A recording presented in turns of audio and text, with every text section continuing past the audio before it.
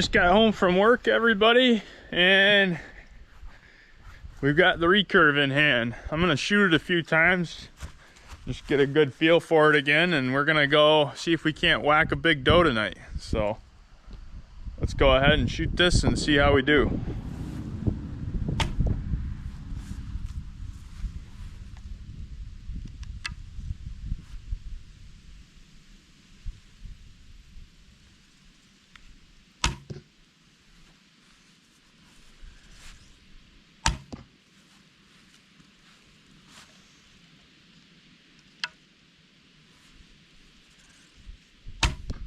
I'd say we're good to go.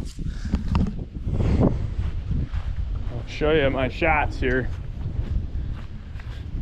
One thing about this, it's really instinctive. It doesn't take much, I don't know how to put it. I don't want to say it doesn't take much effort, but it's just kind of natural. Those are both killing shots. Let's get our stuff around and head out.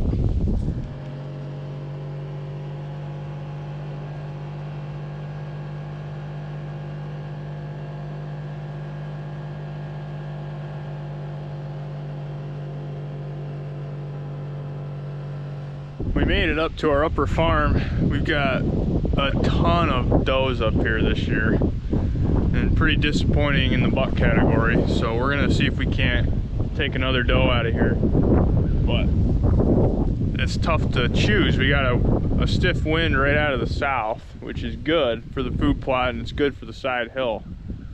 There's a sycamore tree in there that's dropping nuts. Well, I don't know if it's dropping nuts. I haven't went in and looked at it. But if it is, on a windy day like this, after it's been calm for a few days, a lot of people don't think about this, but those nut trees or even apple trees, as soon as you get a windy day, a lot of those nuts or apples that we're in the process of getting ready to drop are going to drop when the wind hits. And the critters, especially the deer, think about that, or they know that. So after a hard wind, or if the starts getting windy, they oftentimes go to those feed trees and feed around them. So that's one of the reasons why I'm thinking that nut tree in there would be a good spot, but I don't know if it's got nuts on it. I know the apple tree in the bottom corner has got apples, so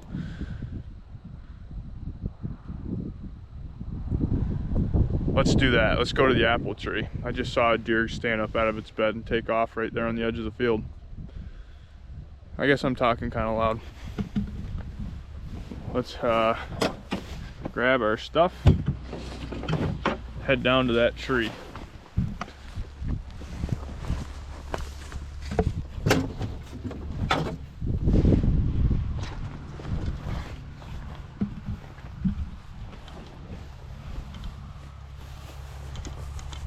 For everybody wondering, my recurve here is a sage salmon.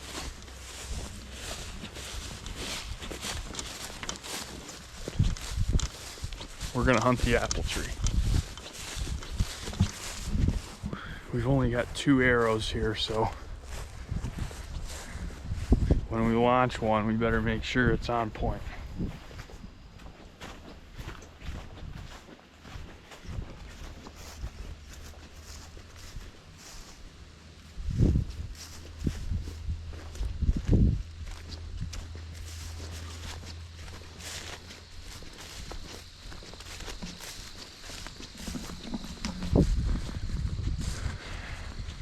There's already a bunch of deer out.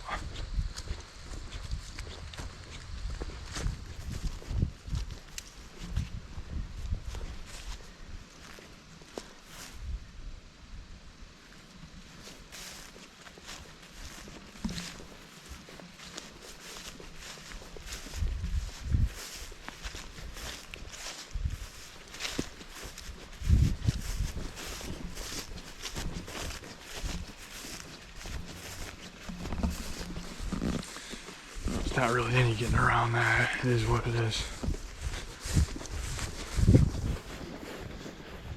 I'm sure that there'll be some more big does that end up coming out this afternoon.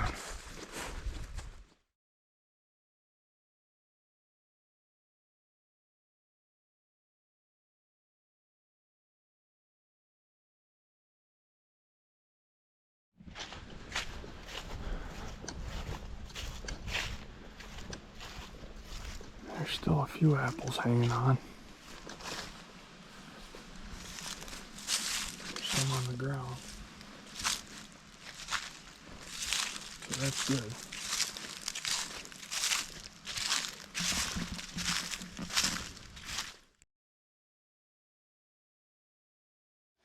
We made it into the stand, everybody. It's the 19th of October, and we just blew deer everywhere on our way down here. But the good thing is it's a real windy day. We got a pretty stiff wind out of the south, so a lot of the deer that these deer ran by probably won't know what's going on. And this apple tree has definitely dropped a lot of apples today with this wind, so that's good. That's a lot of the deer that probably end up coming out here will likely come and check on those apples because of you know, it being so windy, like I was saying before. But it's my first time out with the old Recurve this year.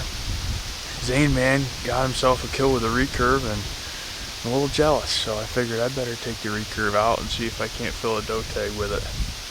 We need them in here close, 20 yards or less for sure.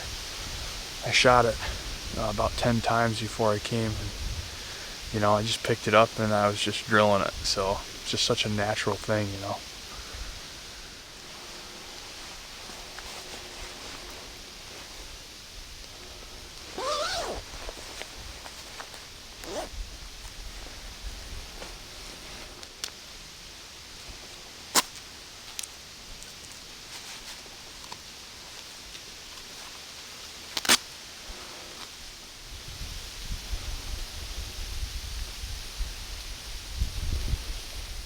We're in business, everybody. If anybody's interested, this is the Inferno Tideweed heated hunting coat, and this coat is absolutely awesome.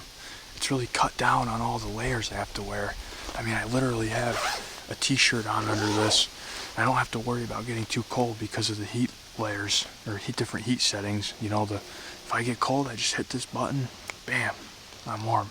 So it's awesome because I only have one layer, which is really awesome for bow hunting. When you get layered up really heavy, it's tough drawing your bow back and stuff, but with this heated hunting gear, it makes it super simple.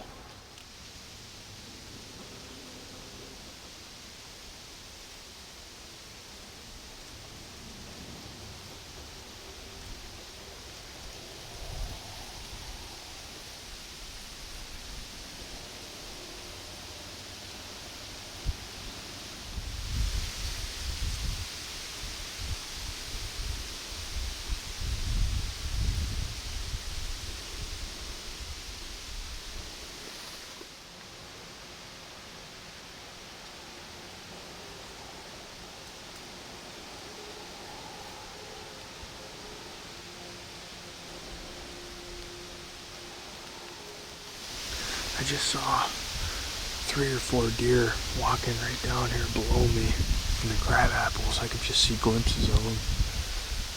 All doe for sure, but if they're walking kind of at an angle toward me, they're going to be straight downwind from me in a little bit. So we'll probably hear that big doe blow a few times here in a minute or two.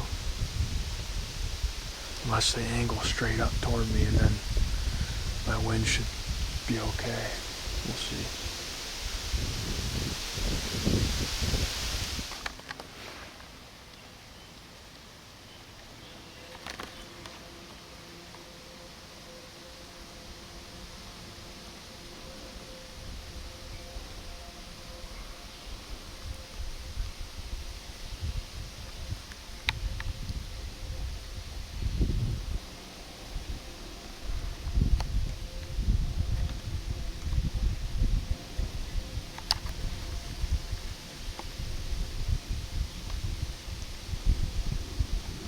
That sucker's gonna smell me any second. Just directly downwind.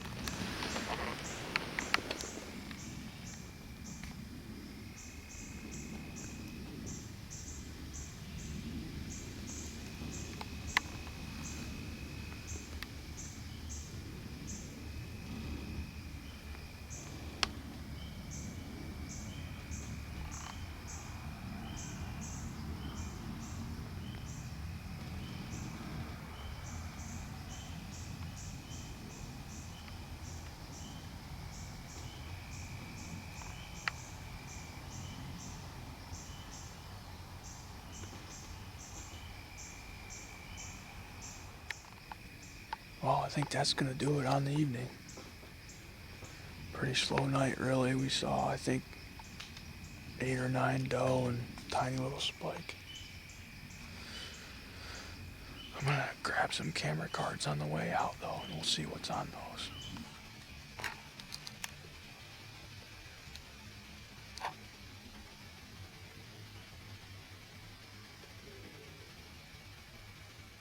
We're back to the house, and on my way, or as I was getting unpacked, there was a pretty nice buck that crossed the food plot out in front of me. It's either that goofy one, or honestly, I couldn't really tell what it was, but it looked like a 3.5-year-old buck to me, just judging, by the body. It was pretty dark, but I did get a pretty good look at it. I don't think I did with a camera very good, but it was a decent buck nonetheless. And when I got home, we got a brand new shipment of KEO stuff. So Kaylee's getting everything set up on the computer right now over there, getting all the stock updated. Is that what you're doing? Yeah. She's updating the amount of items that are purchasable under the item. Babe, all you had to say was updating. Updating stock. Don't video that. It's a mess in there. Okay, I'm not allowed to video that. And you're not going to put that on there either. I'm not going to put that on there either. No, you're not. Okay, everybody. Thanks for watching. Tell them thanks for watching.